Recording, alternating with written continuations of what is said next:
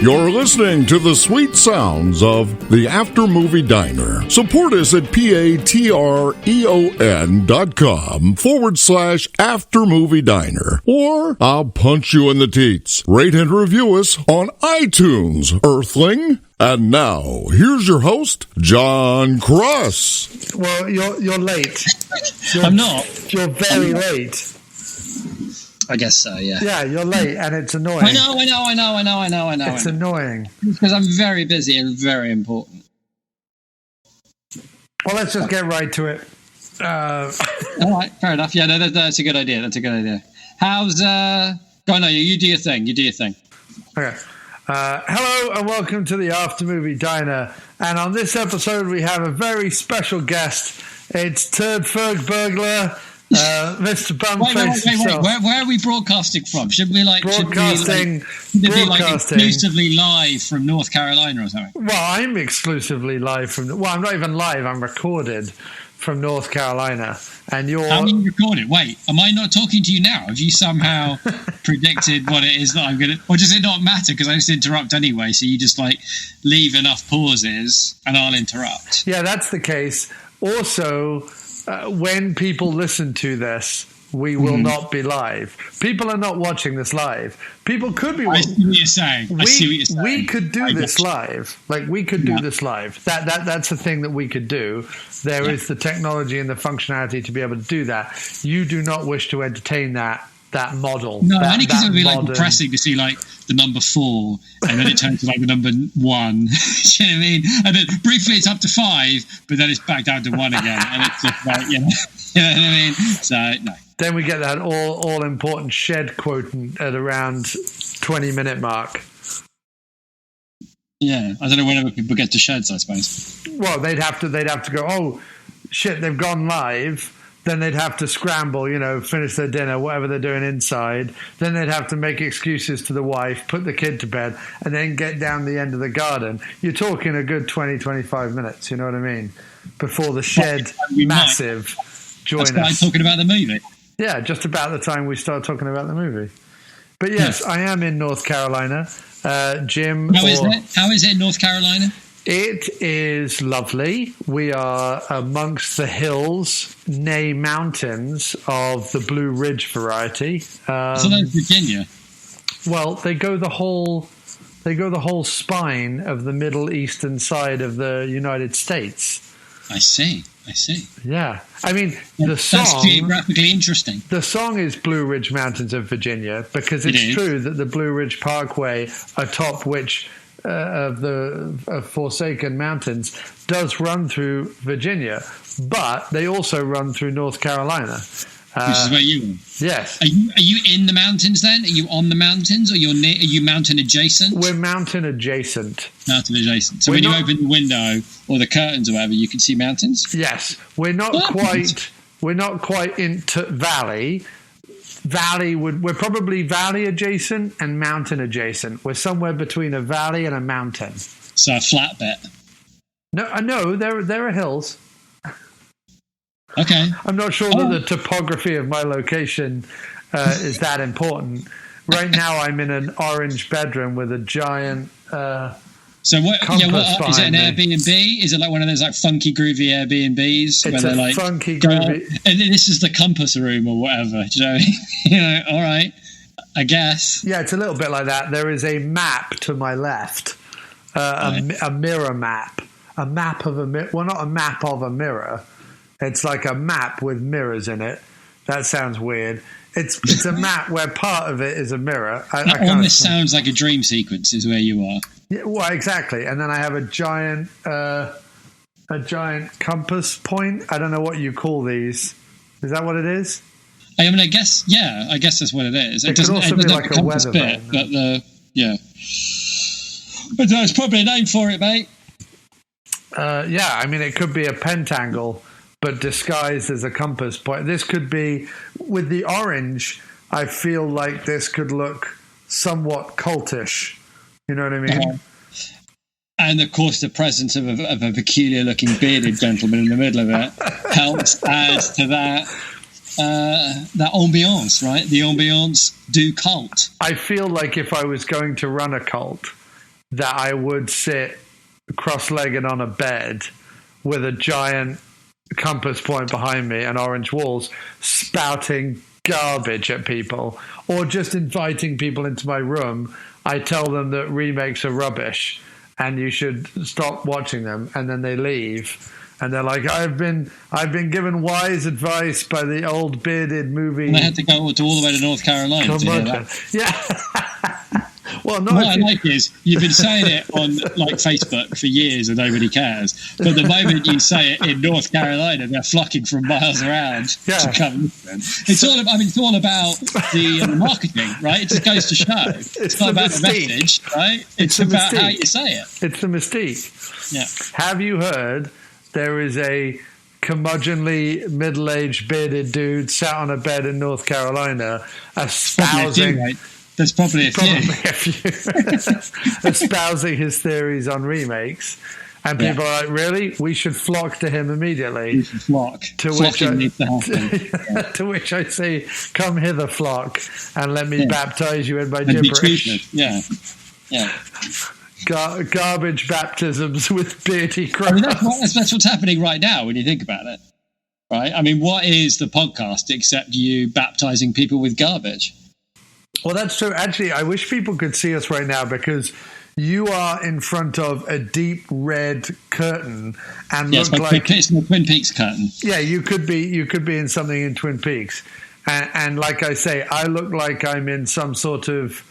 I tell you what, I look like I'm in a movie made about 5 years ago by someone who's watched a lot of 70s movies but doesn't quite understand 70s movies, and they're doing like some sort of like hip retro cannibalistic cult movie, you know, where they're trying to make it look like the 70s but really it's contemporary and everyone has cell phones, and you want to find that director and punch him repeatedly in the throat.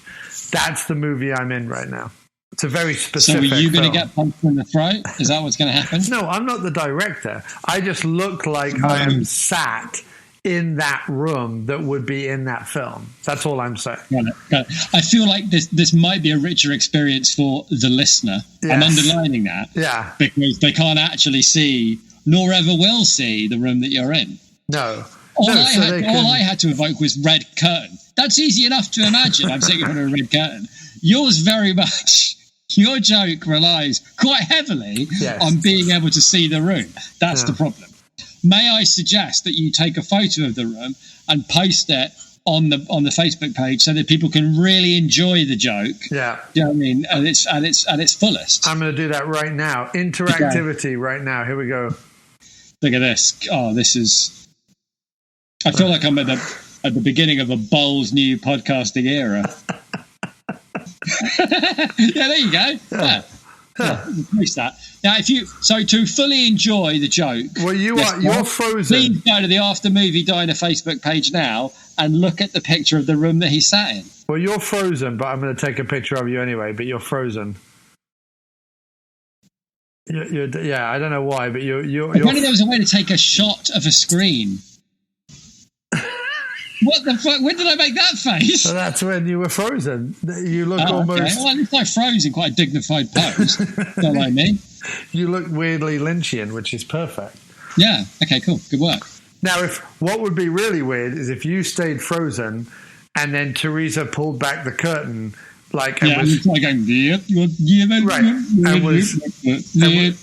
was carrying a dwarf on like a large silver platter, then we would be in full Lynch territory, I feel like. Yeah, agreed. So we had been doing a series of films based on interviews that I had either given or was... Because people need to subscribe to Booth Talk. What's wrong with them? People need they need to subscribe to Booth Talk. Why are they subscribing to Booth? Like interviews with Steve Guttenberg, Peter Weller. Yeah. What more do you want? William Sadler? One could say that interviews with Steve Guttenberg do not come along every day. They do not. They definitely don't. Like that's like mathematically provable. Right. Interviews with Steve Guttenberg do not come along every day.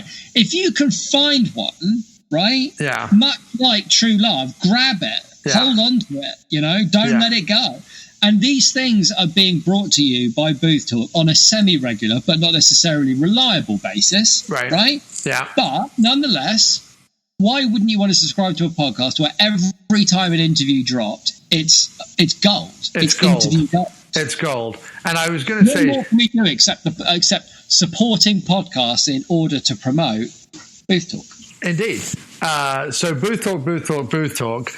Find Booth Talk wherever you find podcasts. Yeah, Booth Talk. Or go to After Movie. The Pleasanting, subscribe to Booth Talk. It's not complicated. No. Our marketing is very basic. It is. Right? We want you to buy the Pleasanting, so we do a Donald Pleasant season. We want you to subscribe to Booth Talk, so we do a season of podcasts designed to support the interviews. Exactly. Except this episode, we are specifically supporting an interview that I was turned down for. and rightly so. Well, because apparently I live on the line. I live on the line between Steve Guttenberg and Emilio Estevez. There is a line. Yeah, Guttenberg, but not good enough for Estevez. Not good enough for Estevez. So I live on the Estevez-Guttenberg conundrum. The Estevez-Guttenberg line, which sounds like an old-timey railroad. Do you know what I mean? Well, you best be taking the Estevez-Guttenberg line. Right, if they were in Sweden or Norway. What was that accent? That was my generic American accent, I'll have you know. It's won awards. Well, it was won awards at American accent conventions. It's won awards from from the Hard of Hearing Coalition of America. Yeah, what's wrong with that? No, it's splendid, mate. Are you sticking the boot into the Hard of Hearing Coalition of America? No, I'm not. Wait till they hear about... Oh, no, it's all right. Don't worry about it. They won't hear about it. We're not hearing about it. Yeah, apparently the After Movie Diner or Booth Talk lives on the Estevez-Guttenberg line. I found the conundrum at the corner of the triangle of despair and hope. Yeah. And on one side stands proudly Guttenberg, and on the other side sits somewhat annoyed and yet raking in Disney money for doing Mighty Ducks, the TV show. Sits Estevez. Is raking in money for that? I mean, Disney Plus is probably paying a fairly decent whack. They're hoping for... they're actually making a new series with Estevez. They've done it, yeah. Listen, mate, if he's on Disney Plus, then you've got no chance. Well, if Gutenberg pitched, what if we did Police Academy, the TV series? Yeah. Nobody would touch him with a 10-foot barge pole. Well, he's on ABC, though. He's on the Goldbergs at the moment. He's on terrestrial broadcast television, isn't that? If he's on ABC, I mean, that's Disney money right there. Right. So they're both working for Disney, but apparently there's Disney. Only one of them's got time for you. Right, but get this: there's an original sitcom that mines the 80s for its average humor, and then there is Mighty Ducks, the TV series, which mines average 80s nostalgia to hopefully get some sort of Cobra Kai kickback kind of audience. Like a bunch of people who are like, oh, we're waiting for season 4 of Cobra Kai. We might as well give Mighty Ducks, the TV show, a go. You know what I mean? I think that's probably what happened. There was probably a bunch of people in the Disney Plus boardroom, and they were like, what are we going to do to kind of harness some of those Cobra Kai ducats? And someone was like, oh, ducks, Mighty Ducks. And they were Mighty Ducks is just big. To be clear, you think that the whole series was kicked off by somebody describing money as ducats? Yes. Okay. And they were like... I'm not one to pour water on that, and they were like Mighty Ducats. And then they were like, do we own any franchises that are remotely interesting? It sounds a bit like what you just said. That's the only way I know how to come up with ideas. I'm an executive who sits in meetings, and all I do is suggest ideas that sound a bit like whatever it was you just said. I think that the line between Cobra Kai and Mighty Ducks is probably a fairly wide one. You know what I mean? Like if you stop someone in the street and go, Karate Kid, most people will have heard of it. It's like Gremlins. They're doing a Gremlins TV series as well. It's like most people will have heard of it. Mighty Ducks, I feel, is a very specific audience. Not that it didn't have, multiple sequels and, and a certain franchisability, but, Mighty Ducks versus Karate Kid. I think my money's on the kid. I feel like you're drawing a really weird, so we like about Mighty Ducks, but it's no Karate Kid. Like, it's not, Karate Kid's not Apocalypse Now, is it? They're both like slightly rubbish, nostalgic 80s movies that are fine. But like kids involved in sport triumph against odds in feel-good 80s movie. Yeah. And both reasonably popular. Yeah. No, you're right. They're basically the same. I don't know why. Because I was trying to the Citizen Kane of the 80s. I was trying to torpedo Estevez. I feel like... I think Estevez has done a good enough job of torpedoing himself over the years. I feel like I could probably still get Macchio. I don't know why, but I feel like Macchio would probably still get... I think that ship has also sailed. You think so? Is he in Cobra Kai? Of course he is, yeah. Then it's over for you, mate. You have to get it. Macchio and Zabka are both in Cobra Kai, but I feel like somehow I'd be able to get them. I don't think so, no. Whereas Estevez, through his agent, just went, nope. I'm not talking. And I go, look, I'll bring up another stakeout. I'll bring up that hilarious sequel you did with Rosie O'Donnell. And he was like, then I'm definitely out. And he podged off to Rosie O'Donnell was in another stakeout. Yeah, she was in the sequel, yeah. They were like, first one, we had Madeline Stowe. Second one, Rosie O'Donnell. I feel like they went... Again, I feel like you're giving Madeline Stowe a lot of credit that I'm not necessarily sure she's earned. But you might actually want to watch Madeline Stowe, walk around her apartment and be ogled by two men. I'm not sure the same can be said for Rosie O'Donnell. But presumably Rosie O'Donnell is like, what we need is more comic relief, so let's put Rosie O'Donnell in the car with them. Is that what happens? I think that's basically Is she like what the Joe Pesci of Lethal Weapon 3? Yeah, that's a very good comparison, and I applaud you with a tiny golf clap for that comparison. And the reason why I say golf clap is because the best Emilio Estevez movie, as we all know, is Men at Work. Of all time, yeah. They still do the golf clap. And do that thing. Yeah. The best movie that Emilio Estevez has ever been in is Men at Work. Do you know that Emilio Estevez and Charlie Sheen went on to attempt capture lightning in a bottle twice? They did not. They did. They didn't do Men at Work, the sequel, but they did do a movie called Rated X, where they played a couple of brothers who were porn producers and who did a lot of drugs and whatever. It was basically Boogie Nights came out, and Emilio Estevez was like, I've got a brother who also does drugs. We could tell this story. Wait a minute. It's like Men at Work 2, only with boobs. Yeah, only with boobs. I mean, to be fair, I see the, you know what I mean? I can see the is it Men at Work only with boobs, or is that... No, it's horrible. It's awful. It's a straight-to-video hash-pash of bullshit. Which many people thought that's what Men at Work was. They'd be wrong. They'd be wrong. I can't remember the last time I've seen it, though. Keith David in that movie is sublime. He is absolutely joyous on every level. Let's be civil. Let's be nice. I'm going to try and get Keith David on the show. I'm going to get Keith David on the show, and then I'm going to get David on. Yeah, I'm going to rub Emilio Estevez's face with my Keith David interview. I'm going to be like, "Take that, Estevez. I've got the far more interesting." I shouldn't really spend 20 minutes trashing Estevez in case at some point we haven't trashed Estevez. You've just said that inexplicably the Mighty Ducks is far, far worse than Karate Kid, and that. What was it? Rated X or whatever. But we talked about how good Men at Work was. Did we say that's the only good? Like, what I like, by the way, on IMDb is on the Amazon X-ray thing. When you go to what Estevez is known for, it's like he's known for this, Maximum Overdrive, something else, and Young Guns 2. Young Guns 2. Yeah, that's weird. You couldn't even give him Young Guns? I mean, they're obviously both awful. Listen, Lou Diamond Phillips. Lou Diamond Phillips is known for Young Guns. You can't... Yeah, Estevez is like, do you remember Estevez? Young Guns too? Yeah, don't whatever you do, don't override the Diamond Phillips. You've got Is that the one where Is Young Guns 2 the one where he like plays the old man who's pretending to be Billy the Kid? I have no idea. I don't remember it at I think all. that's what happened, because at the end of Young Guns they all snuff it. And they're like, Young Guns 2, but they're not, trying to like tagline, they're not zombies. Right. Is what they should have called, that movie. See, now I would watch that. Yeah. I would watch Young Guns 2, by the way, they're not zombies. But it would have to be called that. It would have to be called ... by the way, not zombies.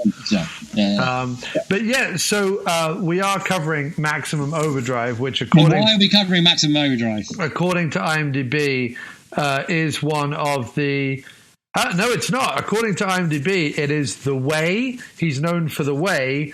Bobby, his JFK piggybacking movie all about Bobby Kennedy.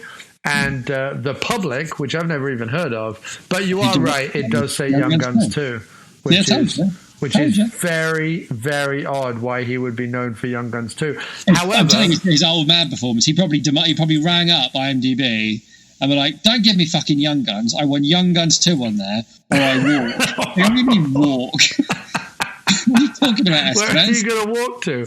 Well, I tell you what, do you want to know the other reason why Estevez is hot, right? He's hot property right now. Hot property in Hollywood is Estevez, and I'll tell you why. Because not only is he doing the Mighty Ducks Game Changers, the TV series for Disney Plus coming out this year, that's some hot property right there, Jim. That is some heat generating from Mighty Ducks Game Changers, the TV series. But also, he's doing Guns 3. So not Young Guns 3 anymore, just Guns 3. Just Guns 3. Like they're not doing a sequel to Young Guns 2, are they? They are, called Alias. Man. I might watch that. If it's all like Kiefer Sutherland and Estevez and Diamond Phillips and Charlie Sheen was Pat Garrett, I remember that. Who else was in it? Estevez, Sutherland, Diamond Phillips, Sheen. Get this. Who? Estevez, according to IMDb, I'm just looking right now, Estevez is the only one so far credited in the cast.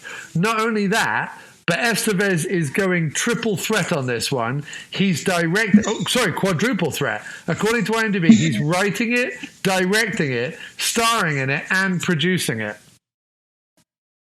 Guns 3. Guns 3. Like it's the sequel to Guns 1 and 2, the story of more guns. Young Guns 2, Guns 3. Yeah. Old. No, it's called Alias Billy the Kid. So he's like, what I love about it, a third.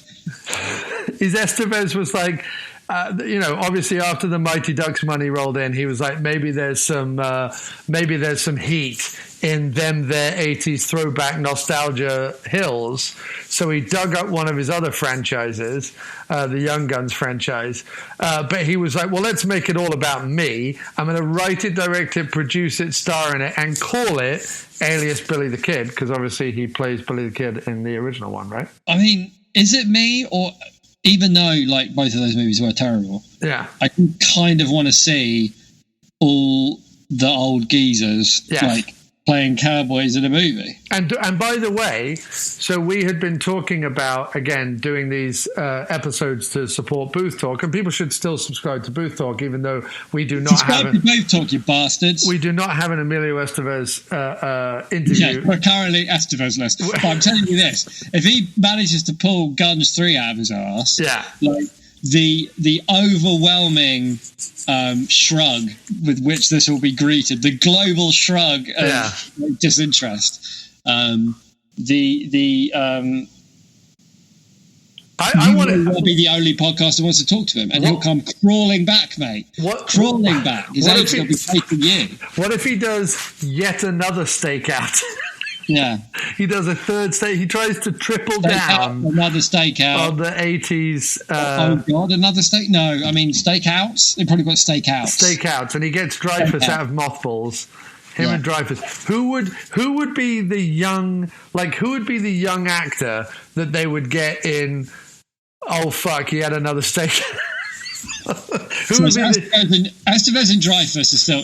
Is he alive? He's still alive, Dreyfus is still alive, yeah. Dreyfus is still alive. So Dreyfus, Estevez, and And Rosie O'Donnell. Oh, we're bringing O'Donnell back, are we? Yeah, bringing O'Donnell back. Okay. Are we bringing Madeleine Stowe back? No, just O'Donnell. Just O'Donnell. So, because O'Donnell's like the police captain or something. Okay. Who would they get? I don't know. I don't know. I'm not sure. I don't know. I don't know. They would probably get like Keenan. I don't know young people. Some young people. There's probably a young person out there. They would probably get like an SNL guy, like Kenan Thompson. That nice young man from wherever. Like Kenan Thompson or Chris Redd or someone from SNL. Like someone who they think is hot but has probably been on SNL too long. Yeah. Well, he's got a show now, Kenan, his own show, so he might be hot. It looks awful. I mean, what was that show about? Like Kenan, Chris Redd, and hasn't it got like one of the guys from Miami Vice in it? Ron Johnson, yeah. What line of cocaine coughed that shit up? So wait. Because I think we should start talking about Maximum Overdrive. Yeah. And what better segue than the line of cocaine segue. How many lines of cocaine? Because my question is, how much of the $10 million that this film cost to make went on cocaine? I can only assume a substantial amount. $8 million worth. Where's the $10 million in this movie? Well, it isn't there. It's up Stephen King's nose. It's up Stephen King's nose. Yeah. He can only driven himself quite mad. I can only see like, Steve! This is the camera crew. Steve! And they're shouting because he's off in the distance, like wearing his underpants on his head, running around in ever-decreasing circles. Playing an imaginary guitar, right? While going, while like pointing at things and going, making explosion noises. And the camera girl like, do you want us to start? Let's just start filming. Just start filming, and he'll join us when he's ready. And then George A. Romero shuffled out from behind the set and was like, "I'll direct it. Don't worry about it." Yeah, he definitely got. He directed the whole movie. He directed the first half of it. He definitely directed the first half. So weird. So, quick question before we go. Maximum Overdrive on Maximum Overdrive. See what I did there? First of all, subscribe to Booth Talk. Subscribe to Booth Talk, you freeloading scumbags.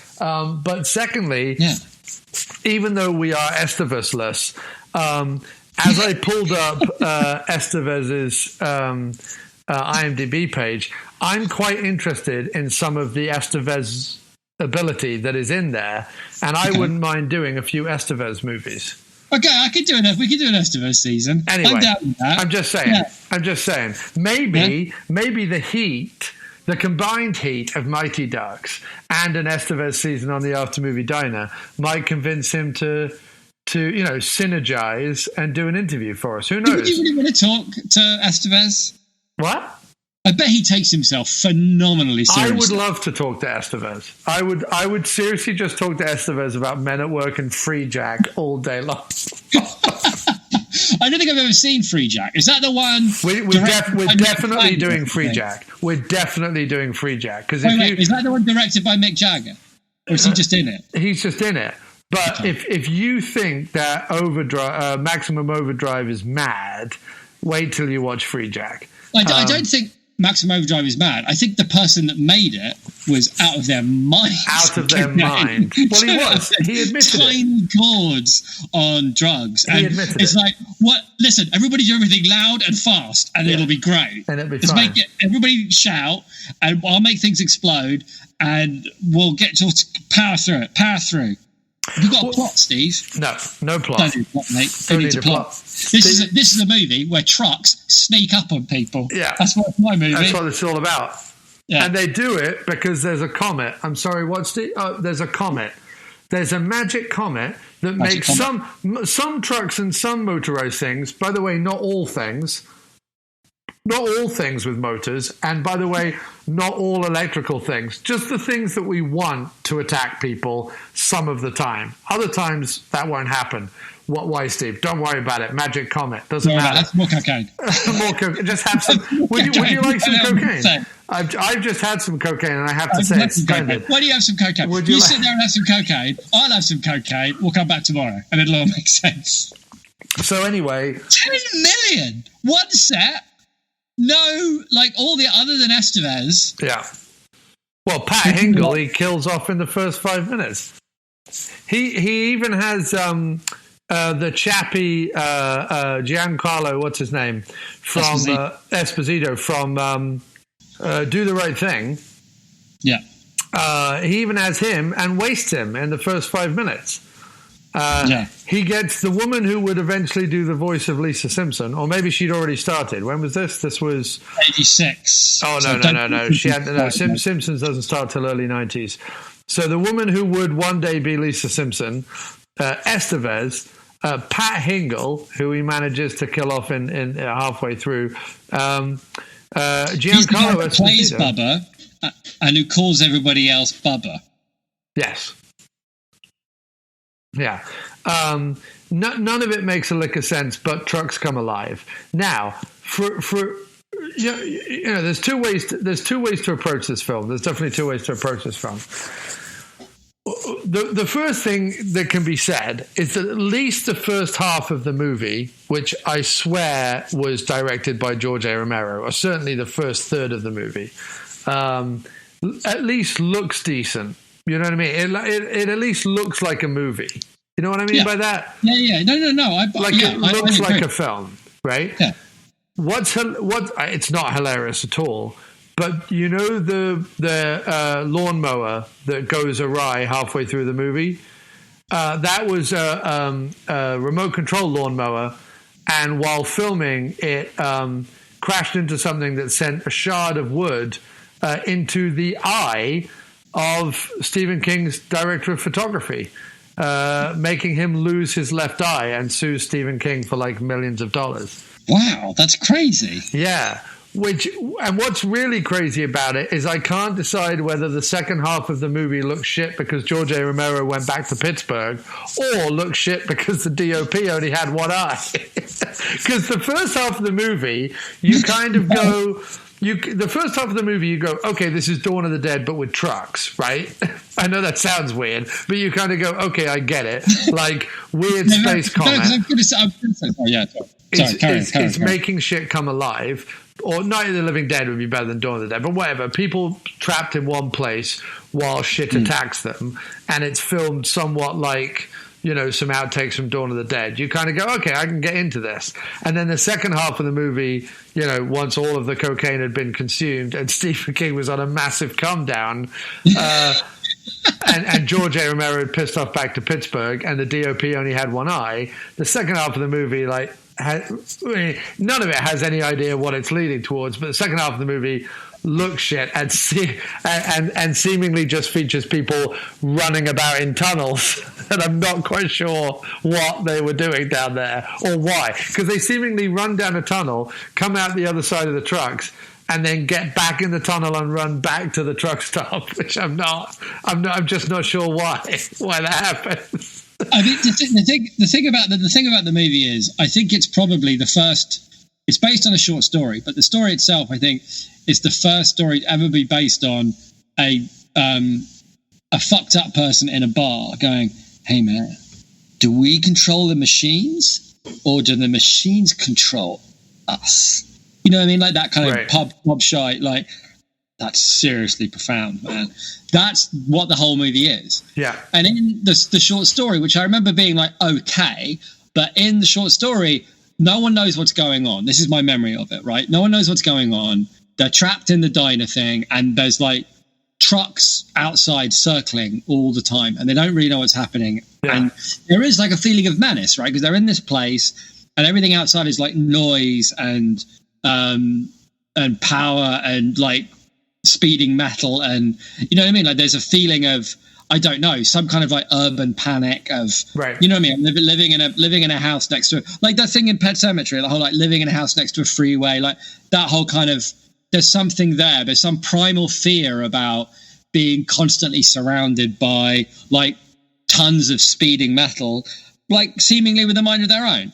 So there's like, and that the story taps into that, but it's just a short story. It doesn't go anywhere. And I don't remember it. Maybe there was something about a comet, but only in a kind of, I don't know, maybe this in a like Night of the Living Dead kind of way. Isn't there something like Night of the Living Dead? Isn't that like half-assed explained by a crashed meteor or something? Yeah, no, in Night of the Living Dead, there is references to something. It's not like outright said, right? But there is something along those. And I think in the story, it's kind of similar. Something about like someone heard something about a comet on the radio, but like that's it. Which in a book works quite, or in the story works quite well because they're worried about other shit, and in the background you have a radio saying a thing. So you don't need to draw attention to it, like it's there on the page. You know what I mean? It's like it gives it as much weight as it deserves because all the people in the diner give a shit about is what the fuck are we going to do? But in the movie, he full on bookends the film as if we were sitting around the whole movie going, "What's happening with the comet? I hope he really wraps up that comet stuff." Yeah, what happened with the comet though? So he does a scroll at the beginning and a scroll at the end, and I'm like, wait, Steve, nobody cares. I know, it's got the whole, even that bit at the end sounds like a pub gobshite. Do you know what I mean? Like, it was destroyed by a Russian weather satellite that are handily equipped with nuclear missiles. Are you making a pub gobshite joke in an epilogue, like fucking written epilogue at the end of your movie? Like, do you know how movies work? No. Steve, would you prefer just to write it out and we'll sit in the cinema and read your fucking movie while you sit in the corner? That's what Steve would like you to do. Pouring cocaine down your eyeballs. Now, to be fair to Steve, he has both admitted to the cocaine and he has also disowned the movie, saying it is a terrible movie and that's the reason why he's never directed since. I would actually go on record as saying, like, if you go into this film thinking this is going to be the worst Stephen King adaptation you've ever seen, and, you know, Stephen King's disowned the movie and it's utter balls or whatever, you'll be pleasantly surprised. Because the movie, like, the movie... It is good humoured. It's like good. Right. It's like good-natured. It's not mean-spirited. You know what I mean? It's not exploitative or cruel. No, it's just, the movie has no doubt absolute massive, like, we could just sit here and rip it to shreds for the next like half an hour of all the things in it where you're just like, none of this makes a lick of sense, Steve. And there are plenty of things about that, and there's also some things where you're like, man, I like what you were saying, like, I wish he'd gone for either the atmospheric idea of like you say, civilization being surrounded by, you know, in the case of like cities, very often by ring roads or freeways or you know, roads that circle cities that are constantly alive with, you know, screaming metal or whatever. Like there's a nice kind of like symbolism to be made there. Or you could go with the environmental thing of kind of going, you know, the constant pollution by these giant machines has caused some whatever it is. And we're the ones feeding them. Like there's something there. And the fact that it's always poor people. Like, we know when you're going down this happens more in England, I think, than America, but... Oh, he's eating, ladies and gentlemen. This is an audio treat. An audio treat. You know, on like the dual carriageways in England, when they go through cities, especially the outskirts, there's always like tons of houses like right up against the dual carriageway, like right next to them, you know. And it's like same in America with the freeways, huge like towns worth, but there's no character or shots or anything. It's just houses like dumped right next to these incredibly busy roads that, you know, are that busy all night, all day and all night, and that's where they live, and it must be just mind-bogglingly miserable to live there. Well, yeah, there's that. You could make environmental parallels, or you could do kind of what he ends up doing, which is just, you know, a slasher / zombie film, but with trucks or motorized vehicles or electric vehicles or whatever he decides will come alive next comes alive to kill people, right? And you've at least got, like, apparently there is like an uncut director's cut wasn't allowed to be passed by the MPAA version of this movie, in which like heads get blown up and like gore splatters everywhere and steamrollers run over people and spray blood all over the field. I absolutely believe that. Judging by the tone of the movie, I'm surprised there's not more of that. Right, and like an insane gory version. And you have to at least applaud him for kind of going, well, you're right. If you want to do a movie that bears the Stephen King name, that people are going to go see, that is about monster trucks and military machinery and steamrollers and stuff coming alive and killing people, then, bring on the death and mayhem. And I would have to say that I was very pleasantly surprised that, again, at least the first half of the movie brings on the death and mayhem.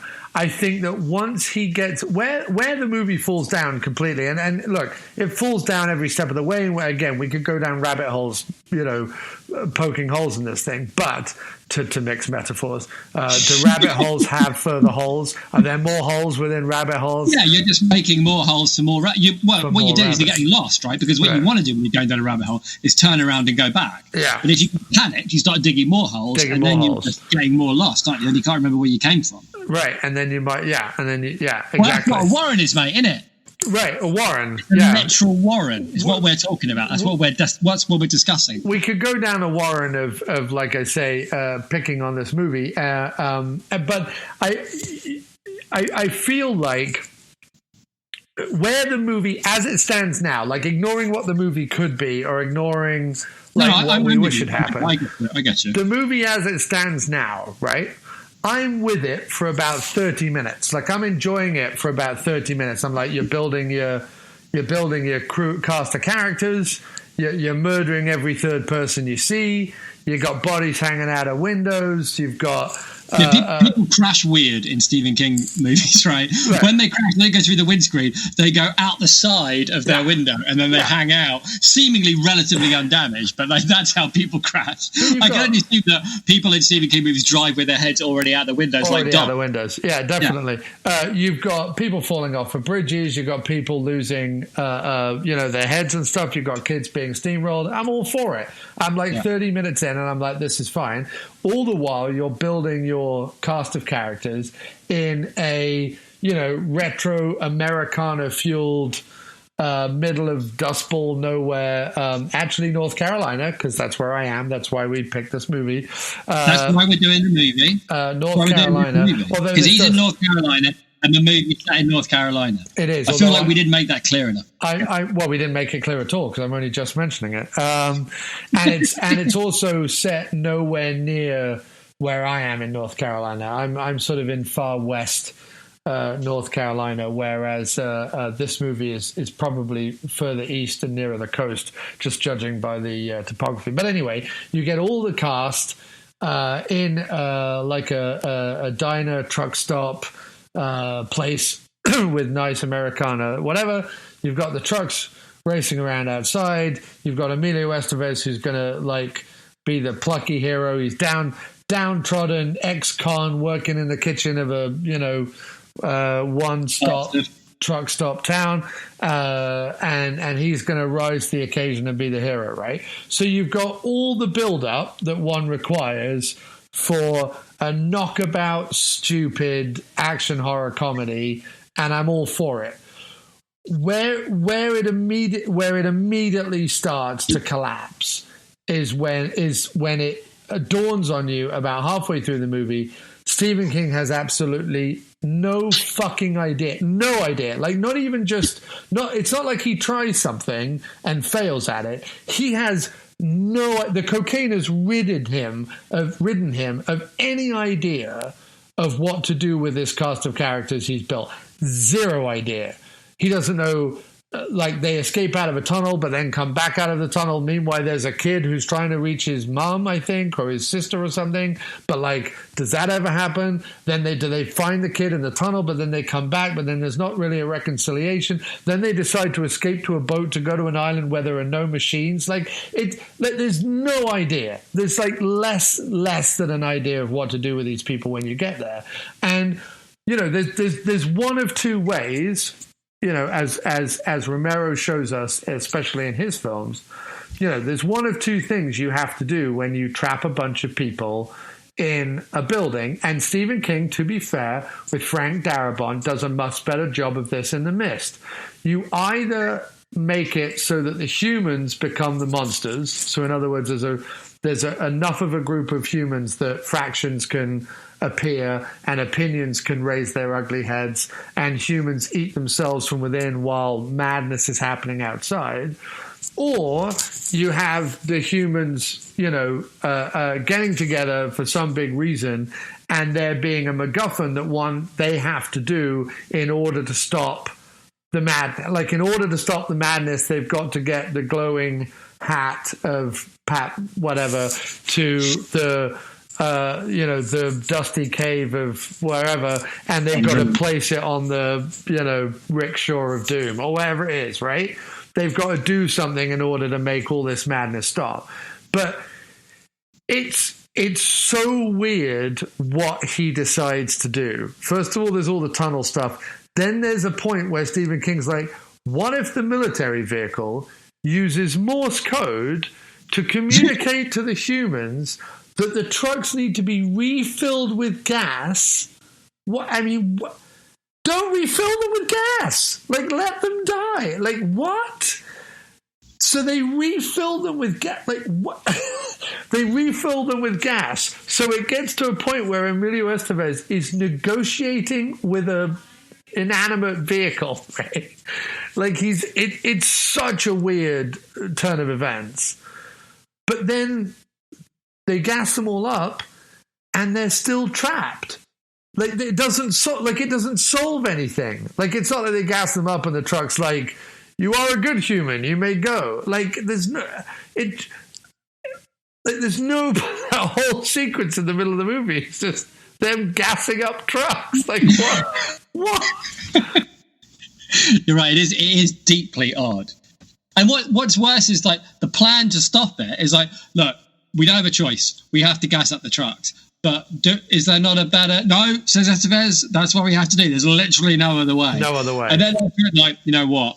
After, like, a couple of days of doing this, I think there may be a way out. It's taken me a few days, but I figured it out. What if, stick with me here, what if we take one of the hand grenades that we have and we blow up the cart with the gun? Yeah. All right, cool, fine. And then what do we do? And then we run away through the tunnel. Okay, cool. And why couldn't we have done this 2 days ago? Like, no reason. Why do we need 48 hours to chew over and come up with a plan of what if we destroy the thing that's threatening us and run away? Yeah. It's completely... You're right. There's no... It leads no... I mean, there's always been a thing with Stephen King where he's not terribly good with endings, right? Right. Most of his books from this period are really, really great. And then he ends them by you have to waltz with a spider or something. Right. It's completely bananas. And you go, what? Wait, what? You've tied up nothing. None of the threads have come together. It's fine, whatevs. But you're right, it's often Red Hat of Pat Ferrick on the rickshaw of doom and we'll be fine. Right. Which is okay. But in this one, you're right, there's not even that. The fact that the movie is scored by ACDC, and when it says music by ACDC, they even use their logo, right? Kind of says everything there is to know about the movie. It's like, we don't really give a shit. I really like ACDC right at the minute. I'm doing a lot of cocaine and I really like ACDC. So I'm going to have them do the movie. And I'm going to make a movie that is basically an ACDC song. That's what it is. It's just an ACDC song as a movie with explosions. And, like, things have to happen because movies have to last an hour and a half, which is basically what this one lasts. Yeah. So we've got to put things in there that means it's not just my short story, which, I think the short story is just like one night in the truck stop with the trucks outside and that's it. I don't think it really ever...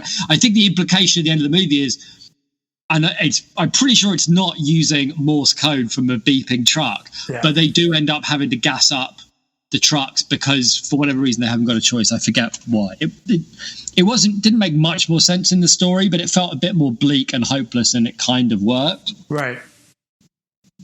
Well, again, we're doing this forever, and that was it at the end. Right. You can't end a movie like that, especially not if your movie is an AC/DC song. Right, and I think that the crux of what is wrong with the movie, I think you've tapped into right there. It is the decision that not just like, oh, I like AC/DC, so I'm going to ask them if I can use one of their songs. It's, no, I like AC/DC right now. I've done all of the cocaine, and I want every AC/DC song to be in my movies. Now, look, no disrespect to AC/DC, there's always a little time, towards the end of the night when everyone's had one too many beers, where an AC/DC song is perfectly serviceable in a British pub for everyone to kind of sing along with. But if you've ever tried to listen to an AC/DC album from start to finish, by about the fourth song, they basically become the heavy rock version of Status Quo. Every song sounds exactly the same, and you've had a fucking enough of it about a minute in. You're like, all right, can everyone just stop screaming, please? And can the guitars stop trying to do like heavy blues riffs? Because all right, enough. Like we've all gone through the screamy heavy blues riff phase. I mean, I have more than most. We all know that. We all know that I went through my very own screamy, heavy blues riff phase. But I grew out of it, and sometimes you just need to grow out of it. So I think the decision to do all AC/DC songs in a movie about mad trucks, I think explains... I have a question, right? Yeah. I can't believe there's not a better AC/DC song about murderous trucks than Hell's Bells. Yeah, no, I don't know that there's many better AC/DC There's a song songs. in the middle, it's a lot of AC/DC music all the way through. But in the middle, it's like we're going to have a whole sequence soundtrack by an AC/DC song. Yeah. And it's about trucks, and it's about death, and it's about work, and it's about horror.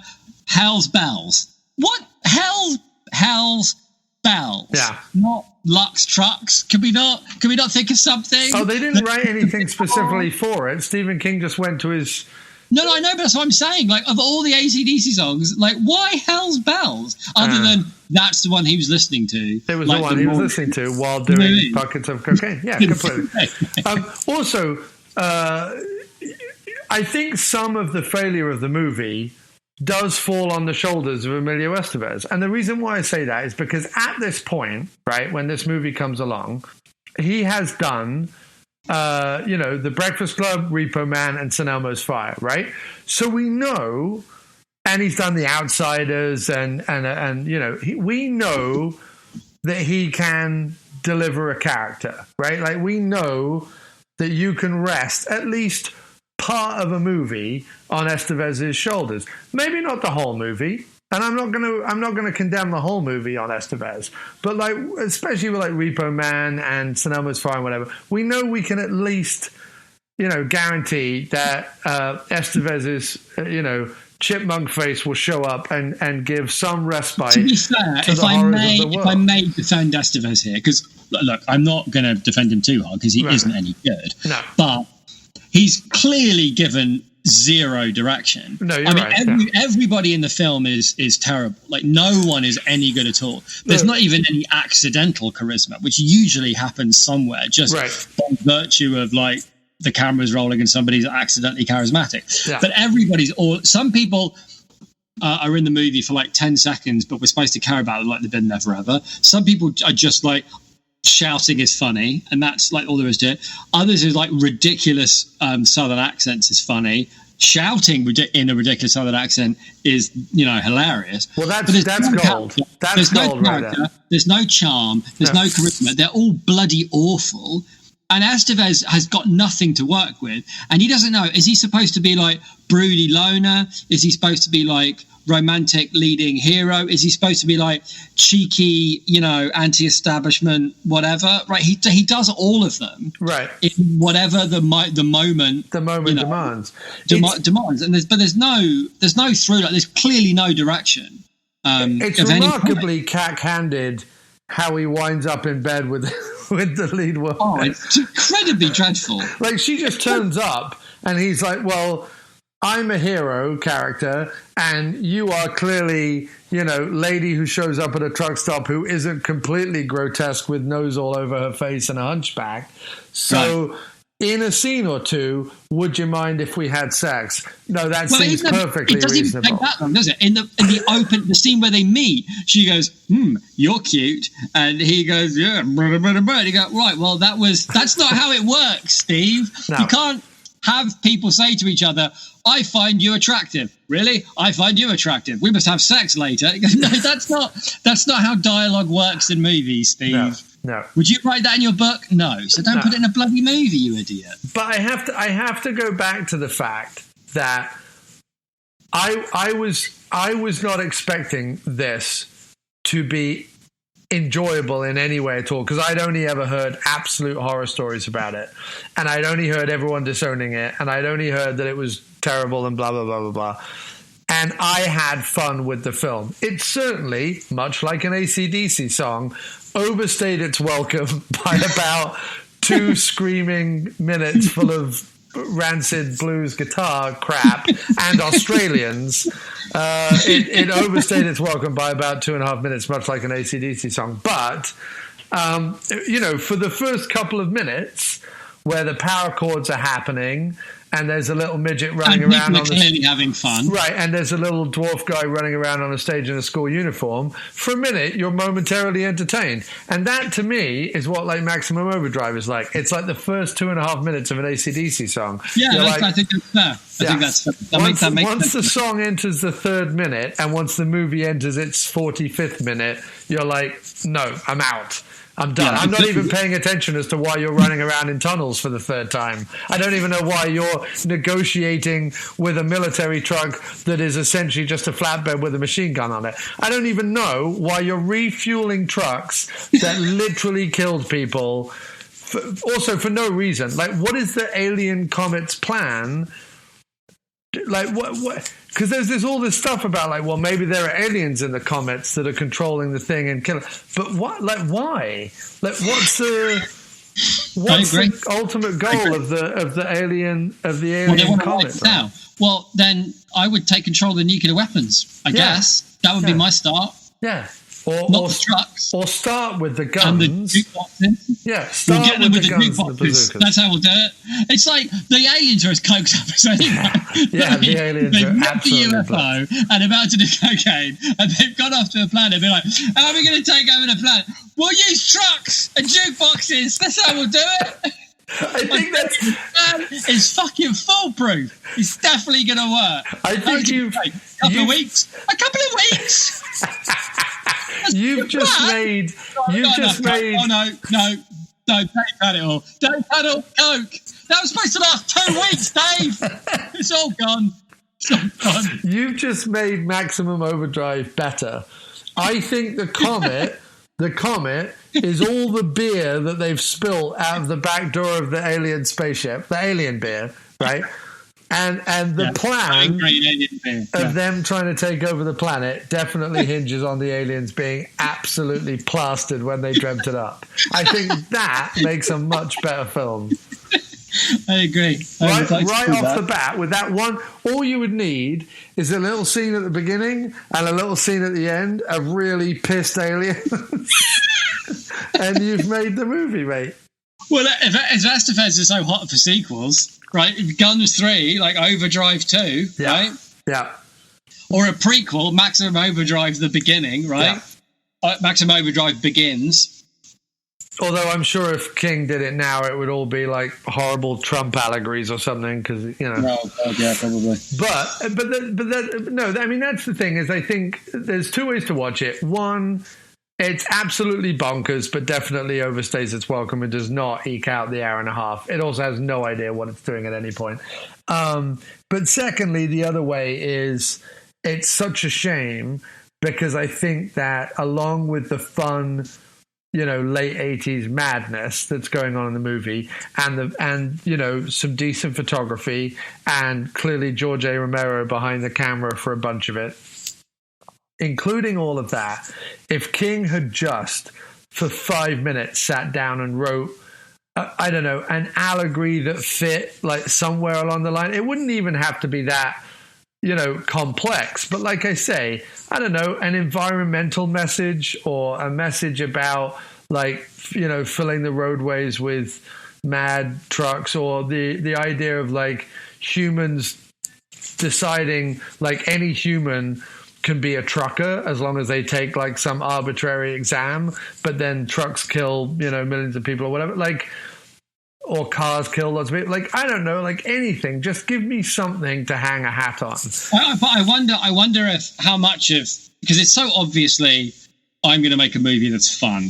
Like the whole beginning with the ATM machine calling Stephen King an arsehole, and the whole movie's like, I want my movie to be fun and have loads of explosions and jokes and like loud, fun rock and roll music. I want to make a fun movie. And I wonder whether, because we're talking about the guy that gave Stanley Kubrick a kicking, right? Right. There's a, he's like, Kubrick, directed a rubbish version of my book. So if you come out and say that Stanley Kubrick is rubbish, and then you get a chance to direct a movie, I'm not sure I'd be all that hot for doing something like serious and allegorical. Right. When you go, but if it's like, you can't possibly compare this to The Shining because this is ACDC, whereas Shining is, I don't know, whatever, like Brahms or whatever. Right, or something. Carl Orff. Off. Get off. Get off. Fuck off. The point is, Orff jokes. That's what they come here for. That's what they come to the diner for. Orff jokes.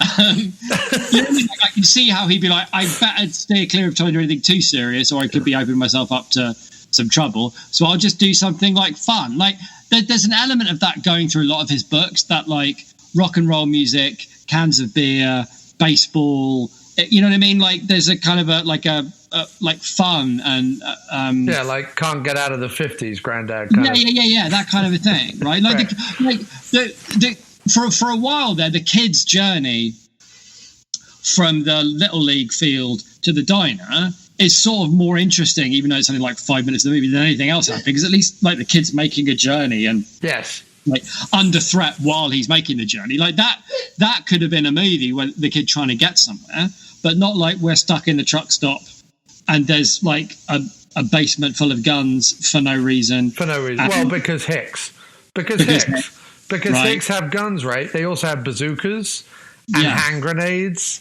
And they definitely don't need any kind of half-assed explanation as to why. No. Although I scarily fear that's closer to the truth than we'd like to admit. That's probably true. But I do think your description of it as the first 2 minutes of an AC/DC song is exactly like an AC/DC song, where the first 2 minutes are interesting and the rest of it is kind of like grating and annoying. Because actually, Steve, there's only so much like, yeehaw, beer can crushing, exploding hillbillies that you need in a movie. You can't have 90 minutes of that. And right? It can't all be that. It can't be, and they escape on a boat using an engine that apparently isn't affected by the thing that you've set up to literally affect all of the things. You know what I mean? Yeah, I do. It was. You can't go quick. Let's get to an island with no machines on it. Where is this island of which you speak with no machines on it? Well, we'd have to get to it by a boat, which is a machine. Yeah, but it won't be affected. No, and we'll get to the island. Yeah, and after 8 days, this will all be over because it's a comet with aliens in it. Yeah. Okay. And how are we going to explain that? It'll be a scroll at the end of the movie that nobody cares about. And by the way, can I have $10 million? Yeah. And Dino De Laurentiis said yes. Well, I think what I was thinking when you were explaining it is this would have made you know when when you watch Creepshow 1 and 2, right? Which him and Romero made together. And you're watching Creepshow 1, you're watching Creepshow 2, you're like, really, you could make one really great movie out of Creepshow 1 and 2. Like, it doesn't sustain 6 stories or whatever it is between the two movies. I feel like there is probably 35 minutes you could pull out of Creepshow 2 or Creepshow 1, either one, doesn't matter, and replace it with a 35-minute version of Maximum Overdrive. Do you know what I mean by that? Yeah, I do. Yeah, and it would work really well. Short story in the first place. I'm sure that he had an idea, wrote out. Well, I like this bit where they're in the truck stop and they're surrounded by trucks, but I don't really know why they're there. I don't really know what's happening, and I'm not sure there's any reasonable explanation for it. So I'm not sure I care. And I think he chose it because of that, because he felt like if I'm going to make a big dumb movie soundtrack by AC/DC, then I don't really need to care about it. In fact, that's what you do. I think it's Creepshow 1, but you throw out the whole sequence where, for no apparent reason, Stephen King plays a hillbilly who turns into a tree. Like, nobody, like that whole sequence is awful. Jettison that and re-edit it with 35 minutes of Maximum Overdrive, the good bits. And there's a movie. Like, make it a section of Creepshow, but replace the bit where Stephen King turns into an alien tree at the beginning of Creepshow. Yeah. I'm sold, mate. I'm sold. That's what I would do. So we're possibly going to go on and do Estevez movies. We're also maybe we go on and do some Stephen King movies. But to round up this episode, I could do Stephen King. I could do Stephen King's. I could do Free Jack. I could do Stephen King season because I think there's probably a few I haven't seen. Do you have any favorite? And try not to go for like The Shining or whatever. But do you have any favorite Stephen King adaptations that you hold dear? The first half, The Stand 1 and 2.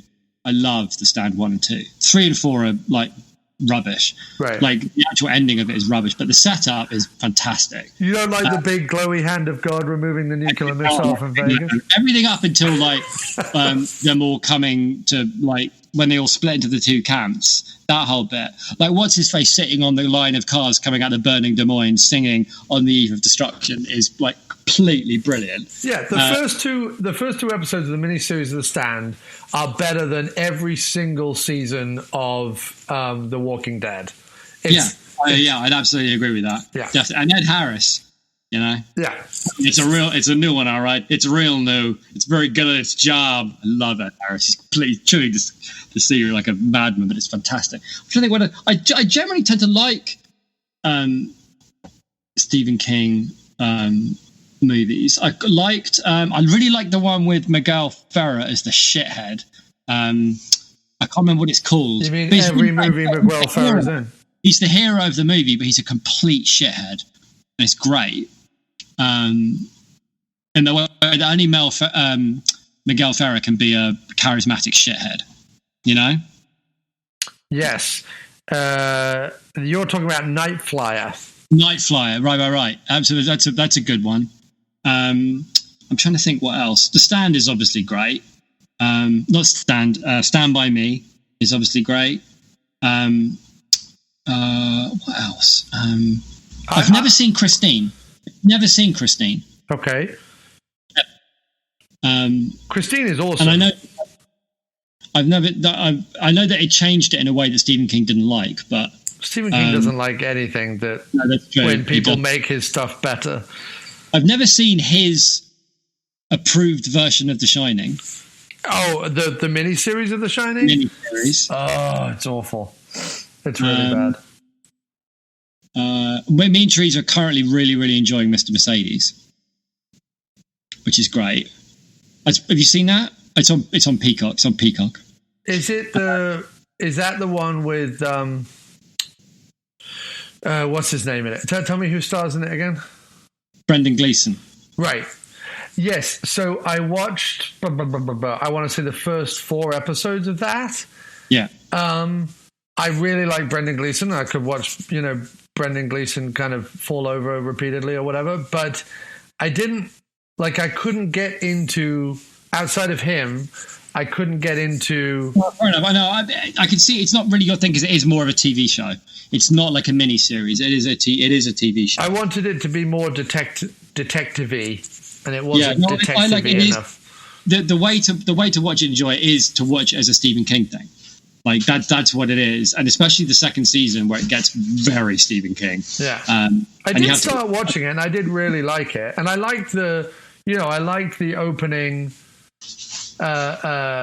conceit of the serial killer who drives his car into whatever, and the way that was all done. I needed to skip on a bit and get to the bit where there was some detection, I think. Yeah, it's less about that. It is much more like a Stephen King like battle between like good and evil kind of. It's very, let's face it, it's very Stephen King. I quite like. I'm trying to think of like other. I really like The Mist. I know some. I love The Mist. The Mist is great. I know my friend Nick has a huge problem with the ending of The Mist. But I actually think that that's the best bit at the ending. I actually think like most endings to most horror movies that try and do a shock kind of a twist ending, it both works and doesn't work massively. But I think it was. I thought it was great. I remember it completely blew me away. I like that it's an idea, which is at least more than how King ends most of his stuff. But I love the Mist. I love the Mist for the way Darabont slowly breaks apart the characters in the supermarket, and also the sequence where they go over to the drugstore through the Mist is utterly spooky and terrifying and awesome. The Langoliers is a good one. I always had a soft spot for the Langoliers. Haven't seen that one. That's a great one. That's the one where they're on a plane and they wake up and half the people on the plane have disappeared, and they land at an airport and everyone's vanished and everything's gone, and they have to figure out what's happened. It's very TV miniseries. It might even be like a part 1 and 2, but it's just great. I think it's great. It was a great book. Or it was one of those what do they call it? It was a novella, basically. It's like 4 novellas in one big book, and The Langoliers was one of them. It's a mini series. It's 2 episodes of a mini series. Yeah. I mean, it's very TV, but it's good. I like it a lot. I don't mind his TV stuff. I like the first 3 episodes of The Stand. I like the first episode and a half of It. I like what's the other TV Stephen King one that I really like? Can't think right now. But no, Christine's good. Stand By Me is great. Shawshank Redemption obviously is a classic. Although the Shawshank Redemption will forever bother me that there is no way that he could have ever restuck the poster. There's no way.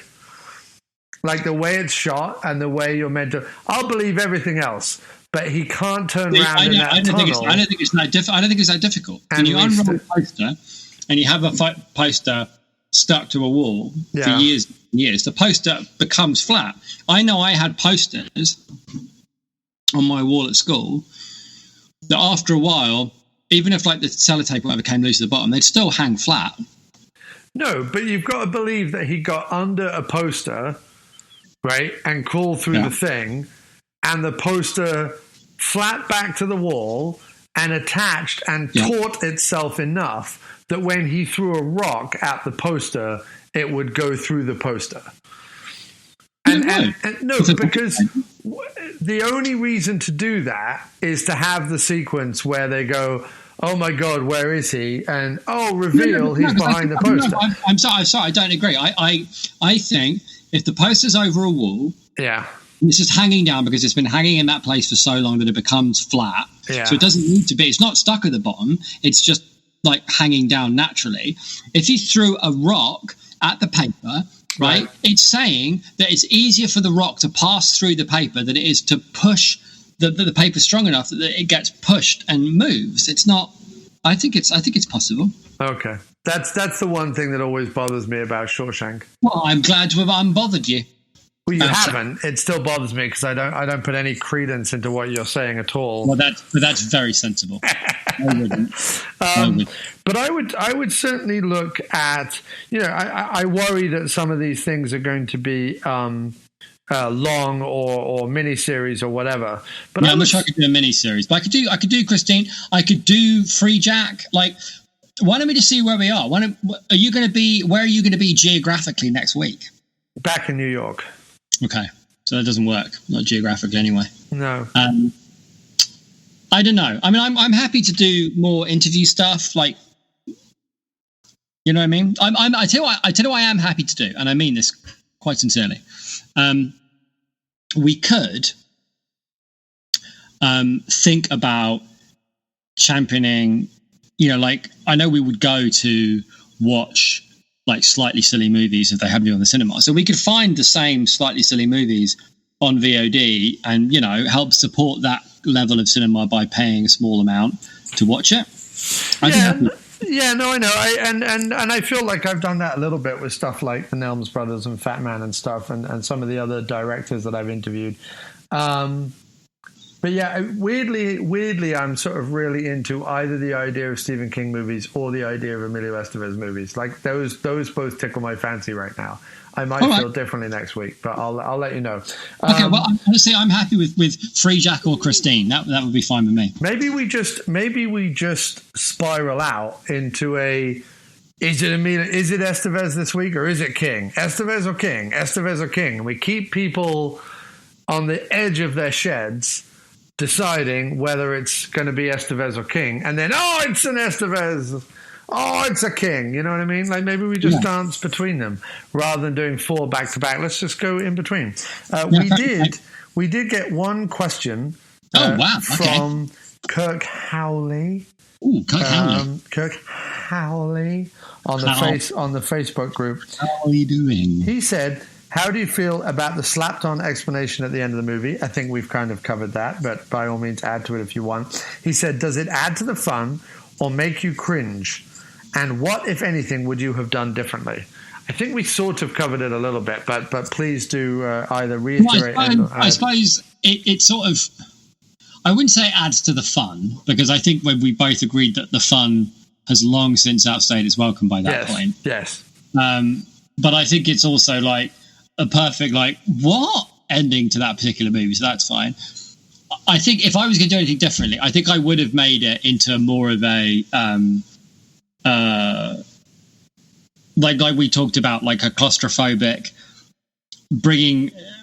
Because a lot of Stephen King stuff works because it taps into like really modern horrors, like the idea of that clowns are actually quite scary, or that that living next to a road is kind of a terrifying thing when you think about it.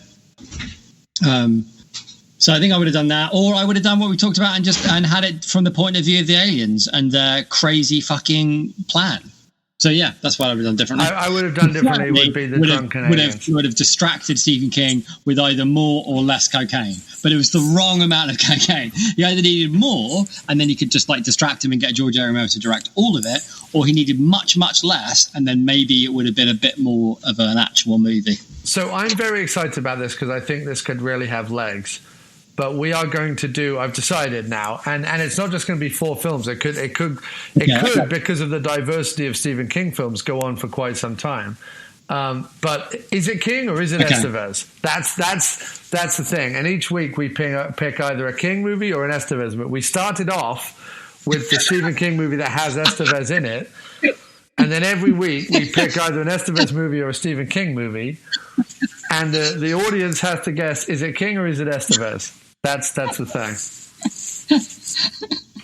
It's so random. I like it. I'm not sure it's going to go longer than 2 weeks, but I do like is it King or is it Estevez, because it's so weird. It's such a weird question. I'm on board, mate. I'm on board. I like it. All right. Well, thank you ever so much, Farty Bumpfast. A pleasure as always, mate. It was really fun. From the corner of Guttenberg and Estevez conundrum, this has been the After Movie Diner. From the shadows of the middle of the Guttenberg-Estevez line. Yeah. Here is the After Movie Diner. We've been us. You've been you. Good night and enjoy your sheds. Cheers, man. I'll see you next week. Yeah, take it easy, man. Is it King or is it Estevez? You won't know until next week. Bye, man. Bye now.